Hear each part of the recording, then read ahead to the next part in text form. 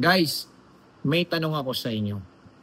Sakaling buying kayo ng bagong sasakyan, kotse, MPV, SUV, pickup, or van, kino-consider pa rin ba ninyo na piliin ang manual transmission? Oo o hindi? At bakit? Paki-comment naman dyan, idol, para malaman natin kung ilan pa sa atin ang may kursunada ng manual transmission. Anyway, naitanong ko lang ito sa inyo dahil nitong mga nakaraang araw, napabisita ako sa aking kaibigan na nagtatrabaho dyan sa Mitsubishi Taytay. So, shout out po sa lahat ng mga empleyado ng Mitsubishi Taytay, especially sa sales department. So, ayon sa aking pag-iikot sa loob mismo ng showroom, may nakita po akong nag-iisang bukod tanging SUV na naka-display ng manual transmission. At yun nga ang 2025 Montero Sport GLX 4x2 manual transmission.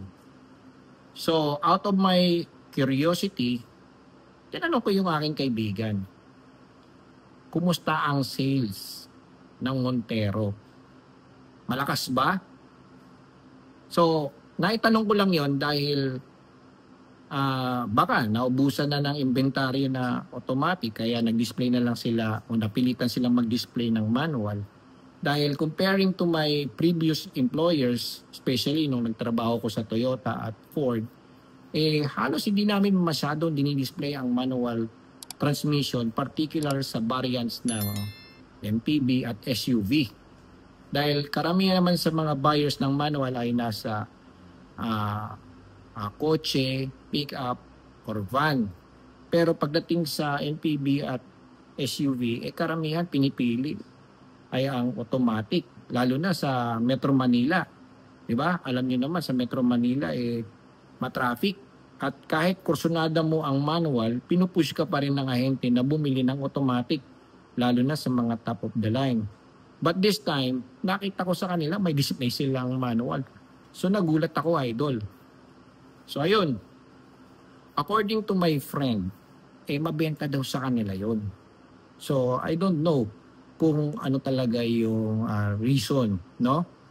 So, ayon sa aking pagre-research, may nakita akong 7 katangian kung bakit mabenta ito, mga idol. Ano? So, number 1 is price. Ang price po ng Montero Sport GLX na manual ay nasa 1,568,000 lang. Comparing to top of the line ng mga MPV, nag-a-average po yan ng 1.3 to 1.6. Depende po yan sa brand at variant. But mostly, yung price na yon ay nasa top of the line na yon. But for the 1.5 price, naka-SUV ka na. Yun nga lang manual. But who cares? Marami naman sa atin dyan ang kursunada is manual Dahil unang-una, mas madaling kalikutin, mas mababa ang maintenance, mura ang labor din, matipid din sa diesel, 'di ba? Mas madaling kalikutin ang manual at mas malakas ang power at advantage ito sa mga uphill na pinupuntahan natin, yung mga medyo bundukin ng konti, lalo na kung 4x2 o di kaya madalas tayong mag-downhill o pangit yung terrain na dinadaan natin, 'di ba? Or let's say kung straight man 'yan, yung mga mahilig sa matutulin ng takbo, di ba? Mas advantage din ang manual dahil ikaw yung nakapag-decide kung saan mo ipapasok na gear Di ba? Lalo na kung medyo umaabot yan ng 6 or 7 gear, di ba? Goods na yun, mga ka-idol. At hindi lang yan, idol. Bukod sa price, yung offer mismo ng dealership ngayon, which is 0 down payment. Di ba? May SUV ka na for a 0 down payment. Kasama na yung insurance, shuttle mortgage, 3 years registration, plus marami pang freebies ang ino-offer ang mga kasa. Tapos ang monthly ay nasa around 32,200. So imagine mo kung i-compare mo yan sa mga 1.5 liter na gas engine, although medyo ang presyo ng diesel at gas ay halos pareho, sometimes mataas pa nga ang diesel, but yung fuel consumption, yung tibay at yung power, yun po ang kinoconsider doon. Who cares kung ikaw ay naka-manual, pero kung naka-SUV ka naman, kahit nasa labas ka, thinking ng ibang tao, kapitbahay mo, nakamatic ka na rin. 'Di ba? Pero sa loob, manual ka. 'Di ba? So, number 2 mga ka-idol, they find na mas advantage pala ang manual because mas may control ka pagdating sa shifting. Lalo na sa mga pangit na terrain o di kaya uphill o downhill o yung mga lugar na medyo binabaha ng konti, mas okay ang manual. Di ba po ba? And then also is isa din sa kino-consider din dito is yung mga mahilig mag-tuning. Ayan. Napanood nyo ba yung mga kinakarera sa Bionic Man sa probinsya? Di ba? Advantage po dyan yung mga manual na diesel lalo na pag nire-rima po nila yan. Ayun. Okay? At hindi lang yun, idol. Advantage po ito pagdating sa kargahan. And then, hindi ito complicated kapag nasira. So, mas madaling ayusin ng mga mekaniko. Paayos mo kay Mats Mechanic. Di ba? Panis sa kanya to mga ka-idol. Okay, number 3. Okay? Number 3 is malakas ang power at torque. So, ang engine displacement po nito ay nasa 2.4 liter na 4N15.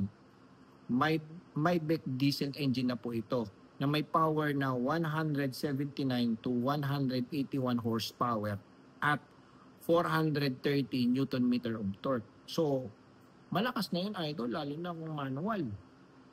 Number 4, body on frame platform. So yung body po niya ay may ano po yan, may ladder po yan. So parang considered parang pick-up din, idol. May ladder po siya. So advantage po ito pagdating po sa kargahan, sa mga rough roads. Ayan. At hindi lang yun, idol. Meron itong mataas na ground clearance na 218 mm. So pwede na sa pangbaha, idol, di ba? Number 5. Of course, since na yan ay SUV, although it's manual, but still hindi pa rin kinompromise ng ng Mitsubishi na lagyan ito ng keyless entry, ayan, cruise control, rear parking sensor, ayan, reverse camera. Medyo nagulat lang ako dun sa cruise control dahil kasi manual ito, no? Well, let's see. Hindi ko pa kasi masyadong naikutan ito, no? Tapos naka 18-inch alloy wheels na may sukat na 265 by 60 and R18. So 18-inch alloy wheels po ito. Ang kagandahan po dito, although hindi masyadong malaki, mas mas komportable. Bukod sa komportable na ang suspension, komportable pa ang gulong. So hindi mo ramdam ang tagtag, mga ka-idol. At matibay, matipid. Pagdating sa fuel efficiency, mura din ang maintenance. Ayan. And number 6, idol, brand. So since na Mitsubishi po yan, kinukonsider po yan na medyo mataas talaga ang resale value. And also the variant. Well, actually, pagdating po sa variant, nakadepende lang po yan sa buyer. No? Kung taga saan po ang buyer, kung ang buyer po ba ay taga-probinsya, negosyante at mahilig mag-manual, okay po, advantage po ito, mga ka-idol. Lalo na't kung pristine condition ng inyong SUV, mababa milyahe, kasa-maintain, kumpleto dokumento, kumpleto susi, medyo mababa ng konti ang price, negotiable pa, ay nako, panalo ka na, idol. Name your price. Okay. At number 7, is yung after sales support. So with regards to after sales support, well, kung kayo po ay magpapa-PMS, okay, at medyo nahihirapan po kayong kontakin ng dealership or nais po ninyo magpa-appointment, if I were you, kontakin po ninyo or tawagan po ninyo ang inyong mga ahente. Dahil hindi lang naman po sa pagbili ng sasakyan nagtatapos ang serbisyo ng inyong ahente.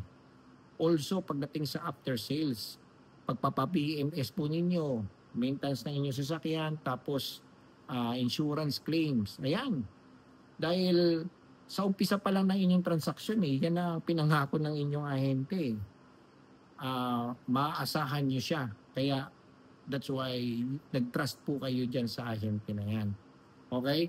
So, yun lang po ang 7 reason kung bakit mabenta po ang SUV na yan. Yung 2025 Montero Sport GLX na 4x2 manual transmission. So guys, sakaling buying po kayo ng any Mitsubishi or any other brands, basta within Metro Manila, pwede nyo pong i-course through sa akin. Pwede po kayong humingi sa akin ng quotation. Pwede po akong mag-ahente para sa inyo dahil marami po akong mga dealer partners dito within Metro Manila at ako mismo ang mag-guide sa inyo.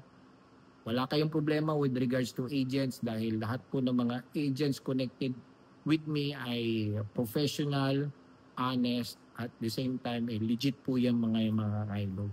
So worryless kayo pagdating sa ganyan. At guaranteed na maganda po ang package na ibibigay po namin sa inyo. So kumuha na kayo mga ka-idol. At hindi lang yan ha.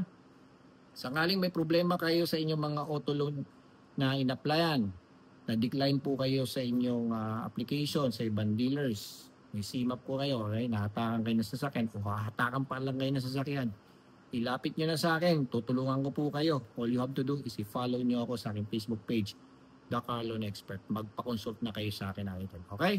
So thank you for watching.